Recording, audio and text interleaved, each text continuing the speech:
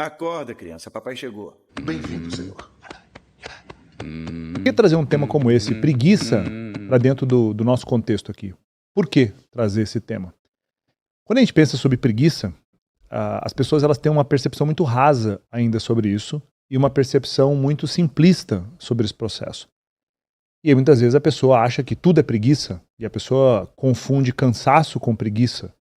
A pessoa confunde medo com preguiça e a pessoa não sabe distinguir uma coisa da outra. E se você não sabe distinguir qual é a causa do sofrimento ou qual é a doença, como é que você vai conseguir prescrever um remédio? Se você não sabe qual é a doença de fato. Se você não sabe qual é a doença, como é que você vai conseguir prescrever o remédio? Não vai conseguir. Então, hoje a gente vai avançar nisso. E a finalidade desse nosso encontro é que você deixe de ser uma pessoa que tenha preguiça instalada em alguma área da sua vida ou várias áreas da sua vida, para que você se torne uma pessoa diligente. A gente já vai explicar o que é diligência, tá bom? Então vamos lá. Primeira coisa que você precisa entender. Existem doenças espirituais. Doenças espirituais. E essas doenças espirituais são doenças que enfraquecem o teu espírito. São doenças que te deixam muito mais distantes do divino, distantes de Deus, distantes daquilo que é sagrado. E comumente, ao longo de toda a literatura, ao longo de todos as centenas e centenas de anos, milhares de anos, foram catalogados, digamos assim, 7 doenças espirituais, comumente chamada de 7 pecados. E essas doenças espirituais vão destruindo e esfarelando a vida das pessoas. Isso não foi criado há 50 anos atrás. Há 2000 anos que se falam sobre isso. Há 2000 anos que se falam sobre isso. E dessas doenças espirituais conhecidas como pecados capitais, você precisa entender primeiro o seguinte. Aquilo que te afasta do divino, aquilo que te afasta de Deus, aquilo que te afasta de Cristo, são principalmente o desrespeito às leis soberanas, aos mandamentos, por exemplo, e a comunhão sua com, a concordância sua com os pecados. Quanto mais conectado você estiver com os pecados, mais distante você vai estar de Deus, mais distante você vai estar de Cristo. Quanto mais você estiver amarrado ali, quanto mais você estiver alimentando aquilo ali. Então perceba o quanto isso é sério. Perceba o quanto olhar para essas 7 doenças espirituais, quanto olhar para essas questões desses 7 pecados e ter como uma tônica da sua vida, um objetivo da sua vida, se livrar cada vez mais disso e distanciar dessas 7 doenças, é algo crucial. Talvez a coisa mais importante da sua vida. Porque quanto mais você se distancia dessas doenças espirituais, desses pecados, automaticamente você se aproxima de Deus. Automaticamente você se aproxima de Cristo. Automaticamente você se aproxima da vida dos santos, que foram pessoas que inclinaram a sua vida completamente a estar mais próximo dos ensinamentos de Jesus. E os santos, meu amigo e minha amiga, são muito mais próximos de Jesus do que eu e você, por conta da forma como nós conduzimos as nossas vidas.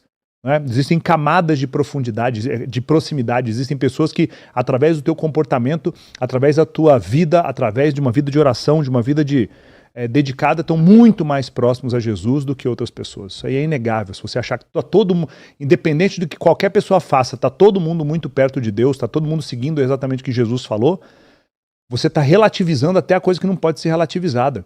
Existem pessoas que estão mais próximas, existem pessoas que estão mais longe, existem pessoas que estão completamente perdidas. Então, se você está vendo isso, você precisa entender o seguinte: existem 7 doenças espirituais, 7 pecados, e eles são pecados capitais. O que significa que é um pecado capital? Capital vem de cabeça. Significa que são doenças espirituais ou pecados que dessa cabeça vão surgir vários outros pecados ou disfunções no espírito daquela pessoa. Disfunções no coração daquela pessoa. Então é capital. Então quais são eles? Aqui eu tenho 7 e hoje a gente vai falar de um deles. Né? A preguiça é um deles, é o tema do nosso encontro. A luxúria, essa lascividade, a vida sexual o tempo todo, as mulheres que são sexualizadas, homens que são sexualizados e tudo é isso, sabe? A vida com foco na luxúria, a vida com foco na gula, o beber demais, o comer demais, a vida é sobre comer. E se eu bato o olho em você e eu vejo que você está com sobrepeso, você tem o pecado da gula.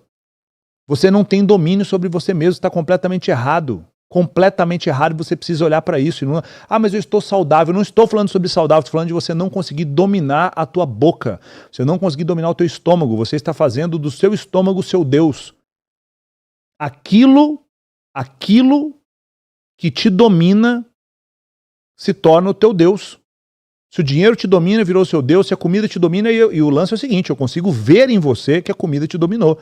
Eu consigo ver que você é um alcoólatra, eu consigo ver que você é uma pessoa com sobrepeso. A gula é outro pecado. A avareza é o amor ao dinheiro, colocar o dinheiro no lugar de Deus, acreditar que a sua segurança está no dinheiro. A avareza, o amor ao dinheiro. A inveja, e o brasileiro tem uma cultura de inveja brutal.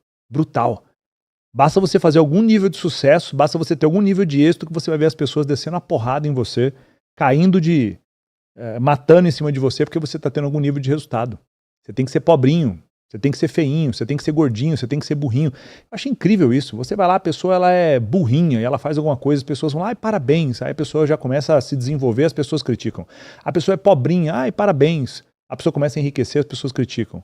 É incrível, a mulher vai lá, ela tá com 140 quilos, ela bota um biquíni cavado e faz vídeo lá de TikTok dançando, e as pessoas falam linda, maravilhosa, empoderada. Só, pô, tá tudo errado, cara. Ela não é linda, ela não é poderosa, tá tudo errado isso.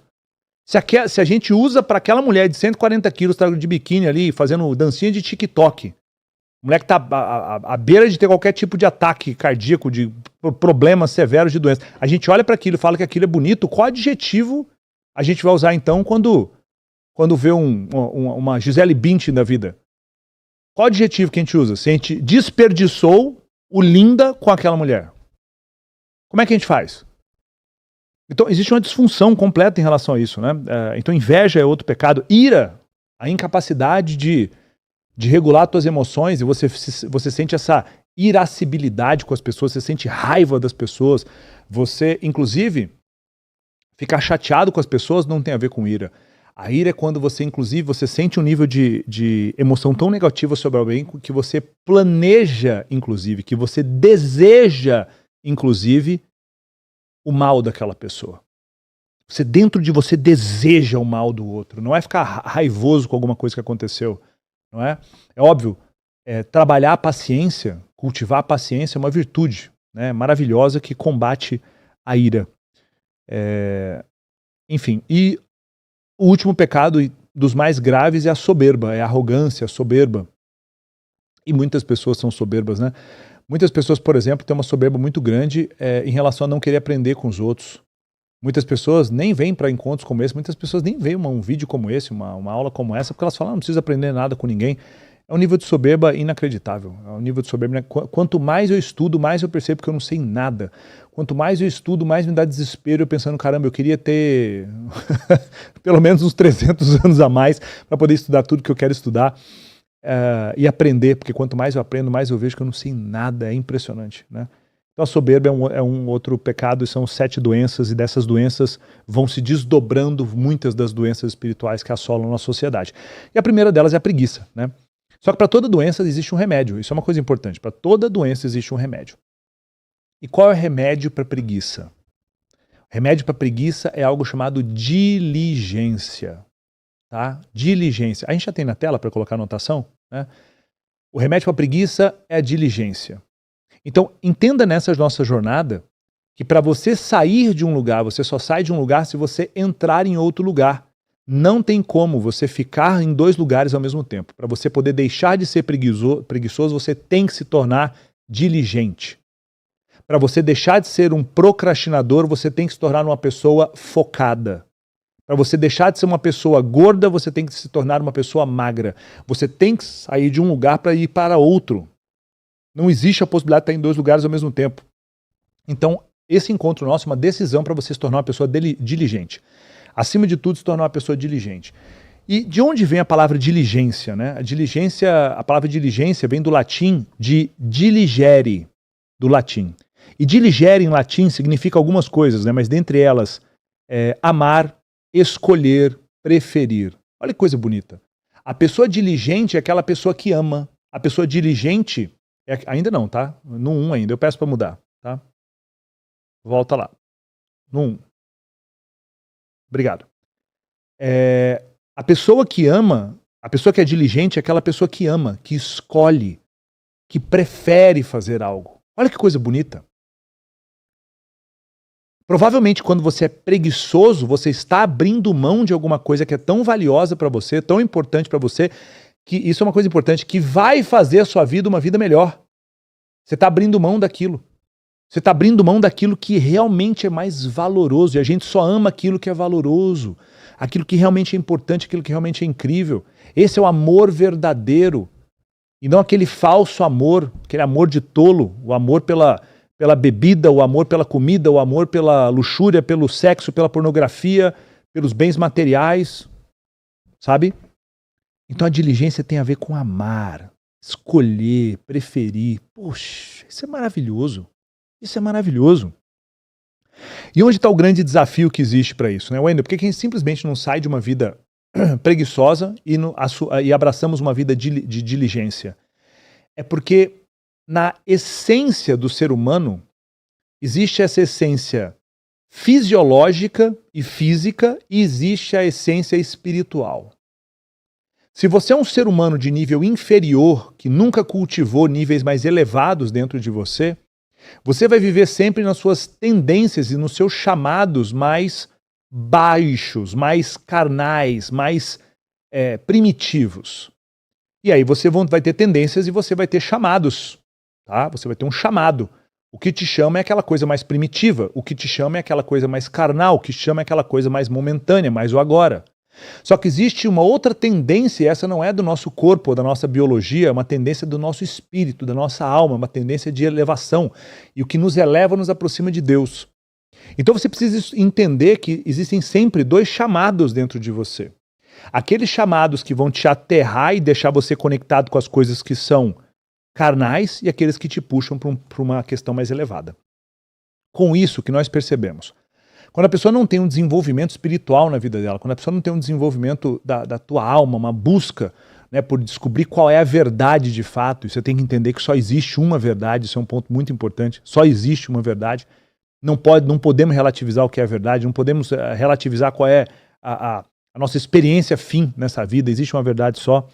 Quando a gente começa a entender isso, você começa a se aproximar mais dos chamados que são elevados. E como não tem como estar em dois lugares ao mesmo tempo, você começa a ser chamado para um lugar e naturalmente, quando eu começo a ser chamado para um lugar, eu deixo de estar no outro. Quando eu começo a ser chamado para um lugar, eu deixo de estar no outro. Se eu estou num lugar, eu não estou conseguindo estar no outro. Então o que isso significa? Existe, por exemplo, um chamado natural para que nós economizemos energia. Um chamado natural para que nós façamos menos coisas. Existe um chamado natural para que a gente faça menos coisas, para que a gente economize energia, para que a gente coma o máximo possível para poder preservar a nossa vida, porque se eu comer muito, vai que a caça acaba, vai que... né? Para que eu durma, para que eu descanse, para que eu procrie. Isso tudo que eu estou te falando agora são chamados mais baixos, mais carnais, mais biológicos ou mais elevados. Esse chamado de fazer menos para economizar energia, de comer o máximo possível, de descansar o máximo possível, de ficar num lugar onde você não corra perigo, é um chamado mais baixo ou mais elevado? Mais baixo ou mais elevado? O que vocês acham? Comenta no chat aqui para mim. Deixa eu ver no chat. Comenta aqui que eu quero saber. O chat está atualizado aí, né? Tá mesmo? Ele está estático. Mexeu um pouquinho aqui. Mais baixo. Beleza. Eu quero que vocês comentem no chat. Eu quero ver vocês no chat aqui. Tá? Esse chamado todos são chamados mais baixos. A pessoa que tem uma vida orientada para como é que eu faço para poder gastar menos energia, procriar, só comer, descansar e me preservar o máximo possível é um chamado baixo. O que é um chamado mais elevado? É um chamado onde você tem a vida a serviço das outras pessoas, onde você se sacrifica pelas outras pessoas, onde você sacrifica o seu conforto para poder inclinar sua vida para Deus. É onde você organiza todas as suas intenções para que aquela vida que foi lhe dada, você extrai o máximo daquela vida, sendo o máximo de potência que você pode ser. É um outro tipo de chamado. Só que quando a gente olha para a população brasileira, quando a gente olha para a população do planeta Terra, as pessoas estão com um chamado maior para o que é a grandeza, a magnanimidade, uma vida espiritual, uma vida com preenchimento, ou as pessoas estão cada vez com um chamado para uma vida mais baixa? O chamado está para a vida mais baixa. Então, cada vez mais a vida das pessoas está envolvida, e essa é uma vida completamente desgraçada, uma vida completamente apequenada, acovardada, animalesca, uma vida onde as pessoas simplesmente pensam em pouquíssimas coisas. E essas coisas estão ao redor dessas que eu vou falar. A pessoa pensa o tempo todo, como é que eu faço para poder fazer o mínimo possível em todos os aspectos da minha vida, o mínimo possível no meu trabalho, o mínimo possível na minha saúde, o mínimo possível em qualquer lugar. Como é que eu faço para me esforçar o mínimo possível? E aí vem a preguiça. E aí a gente vê uma vida que nos últimos 20, 30 anos tem sido estimulada a preguiça, com cada vez coisas que entram mais na nossa vida para que a gente faça menos coisas. E aí dessa vez a gente fazendo menos coisas, a gente não se concentra em fazer mais coisas pelo mundo, a gente simplesmente faz menos coisas mesmo. E aí o cara engorda, o cara emburrece, o cara empobrece, o cara de todos os aspectos. Então a pessoa tá lá, cozida na preguiça, pensando como fazer cada vez menos. Aí essa pessoa, ela quer cada vez mais prazer. E aí, buscando cada vez mais prazer, essa pessoa quer cada vez mais comida. E essa pessoa quer cada vez mais sexo. Essa pessoa quer cada vez mais pornografia. Essa pessoa quer cada vez mais joguinhos online. Ela fica viciada em joguinhos online, viciada em rodar celular. E cada vez essa pessoa busca mais prazer de todas as formas. Ela começa a ter um jogo na vida dela de fugir da dor, né, e buscar o prazer. Foge da dor e busca o prazer. Foge da dor e busca o prazer. É a tônica da vida animalesca. Dessa pessoa que vive feito uma tartaruga. A pessoa que vive feito um cachorro.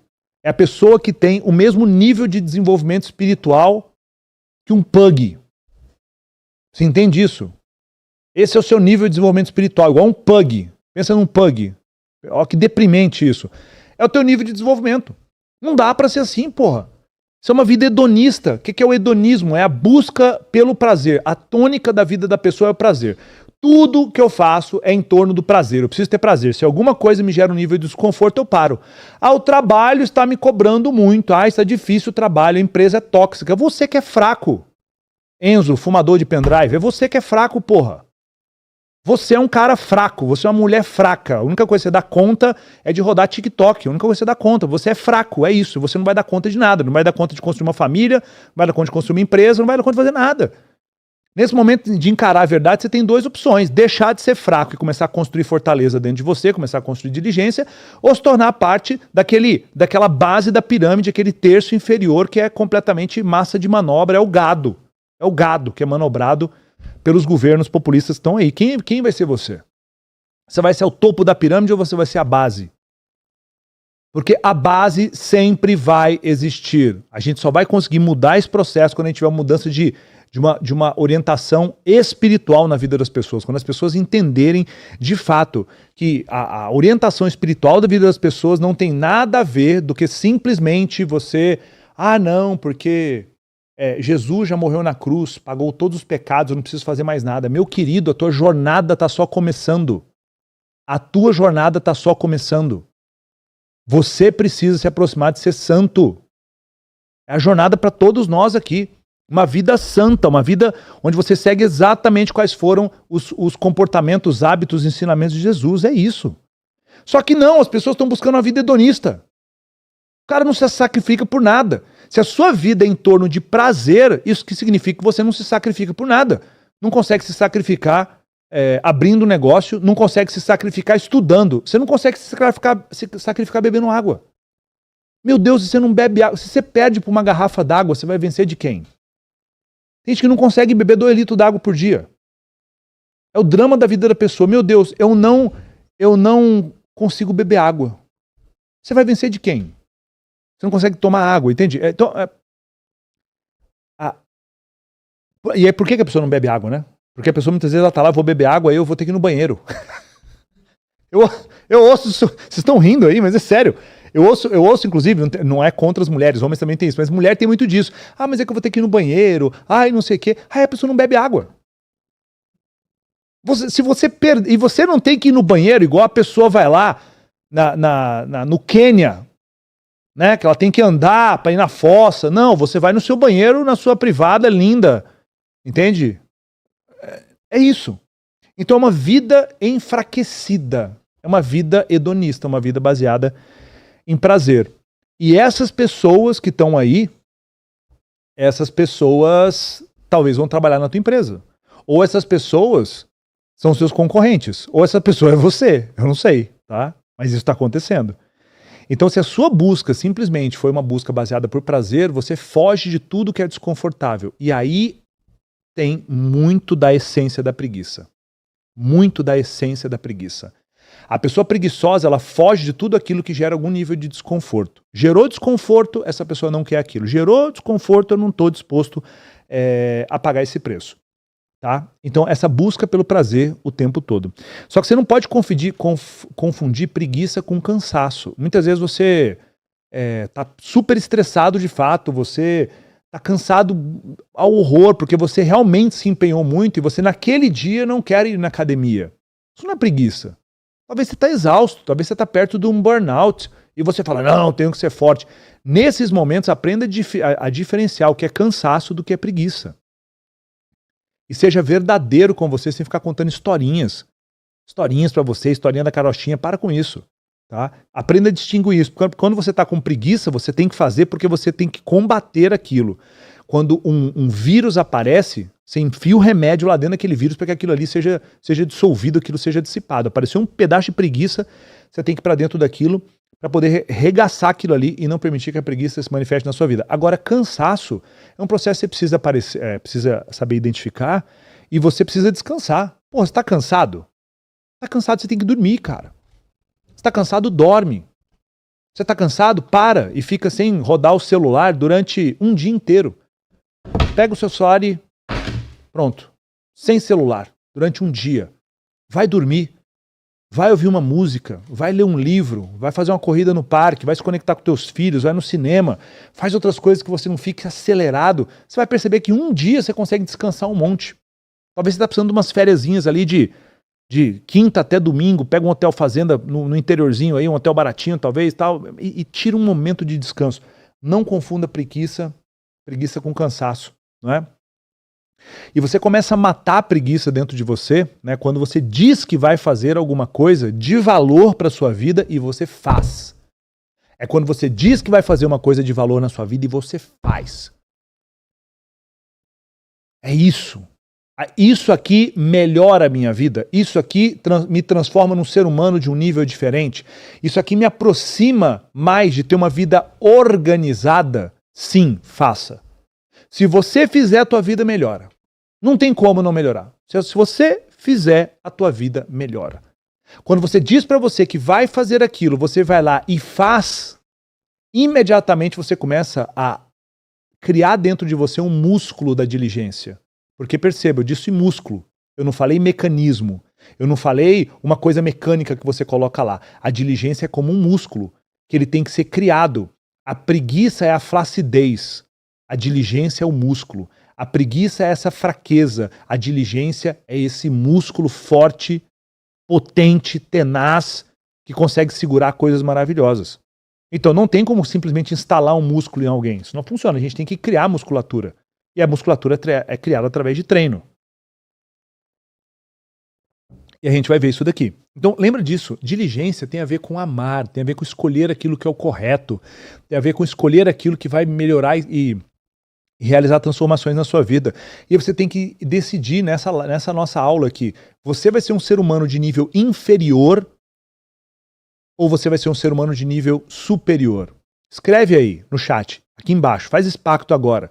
Inferior ou superior? Escreve uma dessas duas palavras. Porque ou a sua vida hoje está apontando para você se tornar um ser humano de nível inferior, que cada vez mais você vive como um animal, ou está apontando para que você se torne um ser humano de nível elevado. Aí você fala, Wendel, então então é para ser melhor que as outras pessoas? Mas isso é óbvio. Isso é óbvio. Se você vier me disser que todos os seres humanos eles têm qualidades iguais, é óbvio que não. Existem seres humanos que são inferiores do ponto de vista de virtude e tem seres humanos que são superiores do ponto de vista de virtude. Acabou. Se você já não fala assim porque as pessoas vão ficar magoadas. Até isso você relativiza. Você é daquele tipo que vai querer que no colégio do teu filho lá, quando tiver uma competição, porque na minha época tinha competição, tinha jogos, né, interclasse. Aí você quer ir lá no colégio do teu filho que no final do jogo de futebol, já tem colégio que tá assim. Tem um jogo de futebol lá no colégio, na gincana do colégio, no interclasses ali do colégio, que não tem mais placar. As pessoas jogam futebol que se você marcar gol não tem placar, porque o placar ofende a pessoa, ofende o outro time. Gente, isso é sério. Parece que é brincadeira, parece que é sacanagem, mas é sério. Quem de vocês aí, por exemplo, no colégio do teu filho, quando acaba uma competição, não tem medalha de primeiro, segundo, terceiro lugar? As pessoas só recebem medalha de participação porque todo mundo é igual. Isto é o fim. Isso é a banalização da virtude, a banalização do heroísmo, a banalização do esforço. Você não precisa se esforçar, você pode ser um bosta que você recebe uma medalha. Aí quando essa pessoa chega no mercado de trabalho, ela é destroçada. Quando essa pessoa chega no mercado de trabalho, as pessoas ela vai perceber que o mundo não é um morango, que o mundo não é um pirulito chup-chup. Ela vai entender que é uma outra coisa. O pessoal tá colocando superior no chat ali. Então, se você tá vendo isso acontecer no colégio do teu filho, cara, mas corrige isso brutalmente. Bota o teu filho para fazer um esporte. Você, começa a fazer um esporte você. E leva o teu filho junto, vocês dois pro jiu-jitsu, pra moer no jiu-jitsu lá. Isso é muito importante. Ensinar o teu filho a perder, você ensinar a perder, você ensinar, você aprender que existem pessoas que são melhores que você e que você é ruim pra caramba. Até que você se empenhe, você se torne bom perante aquelas pessoas que são melhores do que você. Porque aquelas pessoas se empenham mais. É esse tipo de pensamento que vai transformar completamente a sociedade. E não esse pensamento falso, de bosta, inclusivo aí. Todo mundo tem que ser igual, todo mundo tem... Não, existem pessoas que têm um nível de superioridade em relação às outras. Todas as pessoas podem ter níveis de superioridade, mas as pessoas precisam se empenhar para construir isso. Isso é muito importante. Isso é extremamente importante. Então ensina isso para os seus filhos, valoriza isso, mas os seus filhos e você se tornando superior, mas sem se tornarem arrogantes e soberbos. Aí esse é um ponto importante, sem se tornar arrogantes e soberbos. Então, a diligência precisa ser construída como músculo, né? Então a diligência requer ordem, a diligência requer prioridade, a diligência requer hierarquia do que nós temos que fazer. Quais são as coisas mais importantes que nós temos que fazer? Gente, hierarquia. Um mundo ordenado é um mundo que tem hierarquia. Se você é a pessoa que você odeia hierarquia, você já é uma pessoa desconfigurada. Porque se você entende como a nossa sociedade foi construída nos últimos muitos milhares de anos, a gente só consegue conceber a nossa sociedade chegar até onde chegou agora por conta de hierarquia. Hierarquia é das coisas mais importantes que existem. Existe o que é primeiro, existe o que é segundo, o que é terceiro. Experimenta pegar uma empresa e acabar com a hierarquia na empresa e falar assim, vamos lá, todo mundo aqui é igual agora, cada um escolhe aí quanto é que é o salário de vocês. Cada um define aí quanto é que é o salário de vocês.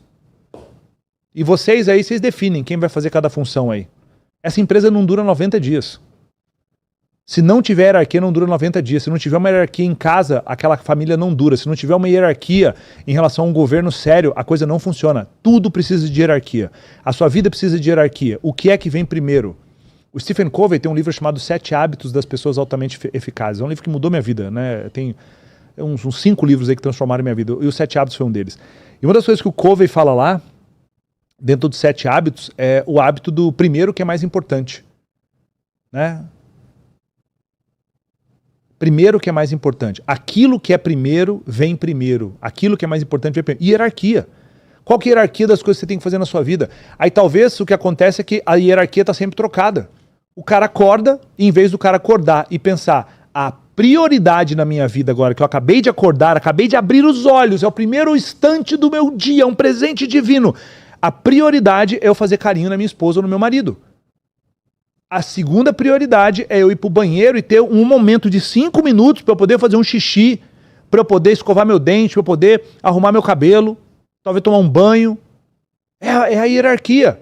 Só que aí você inverte tudo isso, que você pega o teu celular na cama e já começa a olhar Instagram, cara. Meu Deus do céu, que tipo de ser humano você é? Tá maluco? Então, a ausência da hierarquia, o que é que vem primeiro, o que é que... Criança não tem respeito à hierarquia. A criança quer comer o doce antes do salgado. A criança quer brincar antes de fazer o dever de casa. Aí você se porta com 40 anos de idade como se fosse uma criança. Aí não dá, querido. Aí não dá.